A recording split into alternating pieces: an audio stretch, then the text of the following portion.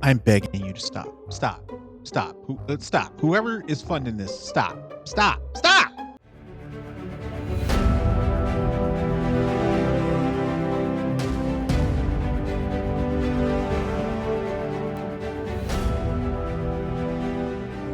I can't keep doing these Spider-Man-less Spider-Man movies. Who we gonna do next? Aunt May? Huh? We gonna watch how Aunt May grew up and had to go work for a soup kitchen? Is she the next story? Genuinely curious. How do these keep getting greenlit? Right? Like Madam Web, so a blind woman in a wheelchair. Right? Nothing against those people at all. But who is that selling out the box office? Oh, I can't wait to go see this lady who can't see or nothing. It's basically Professor X. Right? Nobody wants to see just Professor X. We go to the movies to watch Wolverine. We go to watch the complete X-Men team. Nobody wants to see them individually except Wolverine. Like, we don't care about any of those other characters. Nobody cares about Cyclops. Nobody.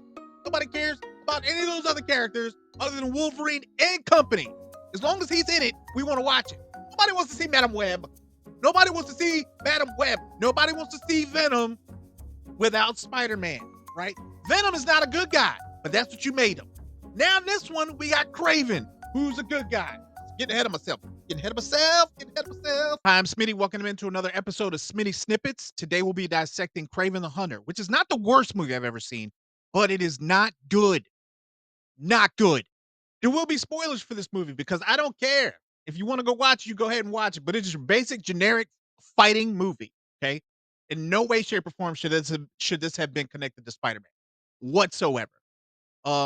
This will be a rant. I haven't done one of those in a while, so buckle up. We're gonna go into the plot and everything I hated about this movie. This movie stars Aaron Taylor Johnson as Sergei or Kraven, Russel Crowe as his father, and Fred Hechinger as Dimitri, his brother, and Ariana DeBose as Calypso, or the lawyer in this. None of this made any sense. My knowledge on Kraven is very limited. What I do know is that he has to take a serum, right? And when he takes this serum, he gets improved vision, gets improved strength, and he chases Spider-Man because he's good sport, right? He's kind of an asshole, but he chases Spider-Man for that particular reason. As a matter of fact, Russell Crowe's character in this is exactly who Kraven is in the comics. We're going to start with the plot to this nonsense. Oh my God. The way I explain this to you, you're going to think he probably is shortening it up some. Nope. The way I explain it to you is exactly the way it happened on screen. Sergei, aka Kraven, and his brother Dimitri find out that their mother has passed. Their father has driven to their school to tell them that, and to take their minds off it, he decides to take them hunting. In doing so, they go out there and they find the most ridiculously sized lion you've ever seen in your life, and they decide to hunt it. Things don't go as planned. Meanwhile, going on someplace else, Calypso is talking to her grandmother. Who is Calypso? I have no idea. But she's talking to her grandmother and she's playing with her tarot cards. She happens to pull out a man who is with a lion, right? And she goes on a safari hunt with her parents later on. I'm not lying. This is how it happened. Flashback to Kraven, who is in a staring contest with this massive lion. His dad comes up on him and sees the staring contest and decides to shoot the lion who's in front of his son.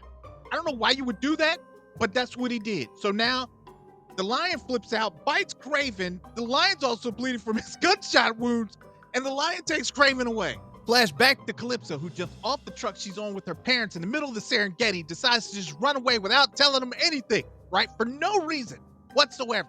She decides to run off in the bushes where she sees said lion, who is holding Sergei, aka Kraven, in his mouth, dropped him. They're both bleeding, and she's staring face to face with this lion, right? She has this little vial, which they don't explain. It has this little bit of juice in it with this leaf. Again, there's no explanation for what this is or what it does. Nothing. So the lion, who's bleeding, gets a drop of blood inside Kraven's blood, and then Kraven passes away, right? Until she dumps this vial. Again, she has no idea who Kraven is. She's never met him. Never met him once. No idea who he is. Dumps this stuff in his mouth. He comes back to life. Boom. Not so Kraven. And that's how this story starts. There were some scenes in this movie that were pretty cool. The fighting was very cool. It's a little extreme, you know, and I don't mean extreme like, oh, I don't want to see that. It was extreme like you taking out poachers like this, right? I understand poachers are bad people. I get that. I get that. Do they deserve this? I think he took like a bear trap and wrapped around some dude's face. around somebody's face, bro. You could just, you could just sit them down and be like, hey, maybe don't do this again. Or dispatch, take the whole animal with you, and make food with it or something like that. You taking it to this level for horns? And that's the stuff that semi made sense. Here's the stuff that didn't make any, not none. After Calypso saves Kraven's life, she leaves the tarot card with him as he's life flighted out of there, right to the hospital. What's the game? He does not know Calypso. Calypso does not know him at all. 25 to 30 years later, he finds Calypso using the tarot card. Now I'm interested, right? Because I need to know how. And she asks him, this is all you had to go on? How did you find me? And his answer was, it's kind of my thing. It's what I do. No. You need to explain to me how you found this person using this tarot card many, many years later. A tarot card? And you found this woman. How? How did you make that connection, sir? I need to know. My second issue is just the sheer coincidence of everything that happens, right? In this movie, the bad guy, the big baddie, right? He's Rhino, okay? And there are multiple references to a doctor that's in New York. They don't tell you who this doctor is. I have no idea who this person is, right? But it turned him from a regular person into gave him the ability to turn into a rhinoceros, right? What? And his brother, which I will get into deeper later, but gave his brother the ability to turn into a character which is known as the chameleon, I guess, because he can change his voice to already sound like other people. So I guess he gave him the ability to look like other people. Who is this doctor in New York who's performing these groundbreaking surgeries and turning human beings into rhinoceroses? Issue I have with this movie is you're introducing all these characters. We don't know. The average fan does not know who Calypso is or Chameleon. Or I mean, I know Rhino because he's probably one of the more famous characters that Spider-Man had to go against. Plus, his name is Stupid. So you got that. Plus, there's another guy who just looks at you weird and he can like stop you from looking around and he counts and he can do stuff around a room and you don't even notice.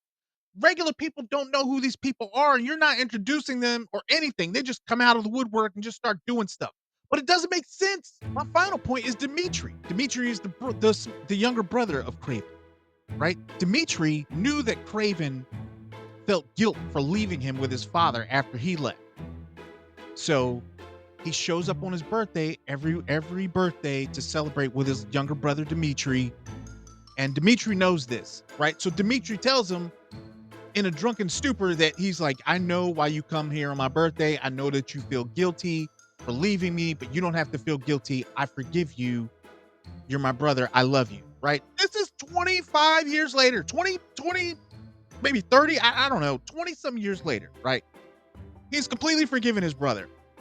No animosity whatsoever. He's always looked up towards his little brother. All of a sudden, for no reason at all, completely out of left field, decides, you know what? I'm tired of getting pushed around. Goes to New York, becomes a chameleon, hates his brother, and now he's a villain. I don't understand where the hell that came from. It just came out of nowhere. Nowhere. In summation, you got to stop making these movies. You got to stop making these movies. Nobody wants to see second-rate villains take on more villains and they have them be the good guy. That doesn't make sense. You're confusing the populace. We already know what these characters are. Okay, you're trying to turn villains into good guys because you can't use Spider-Man. You don't have the license. I'm telling you right now, just wait. Wait until you get Spider-Man. Just stop doing this. Okay, this is not the right way to go. I don't know who told you this is correct. This is not correct. All right, all you're doing is wasting dollars, making these terrible movies. We're not going to these movies just to enjoy them. We're going to these movies to laugh at you. And believe you me, that's what we're doing. That's what I'm doing. This should not have been called Kraven. This should have been called Some Dude in a Fur Coat. That's what it should have been called. This is more like Mission Impossible with some weird stuff happening in it every now and then. That's exactly what it was like. Just Mission Impossible with this dude who's able to do this amazing stuff occasionally and has to fight these weird villains because you're already fighting a villain. You know what? I'm done with it. I hope if you watched it, I want to know what your thoughts were. And let that be that. I love y'all. I appreciate y'all hanging out with me. This was not good. You know it wasn't good. Please stop making these. I'll see y'all for the next one.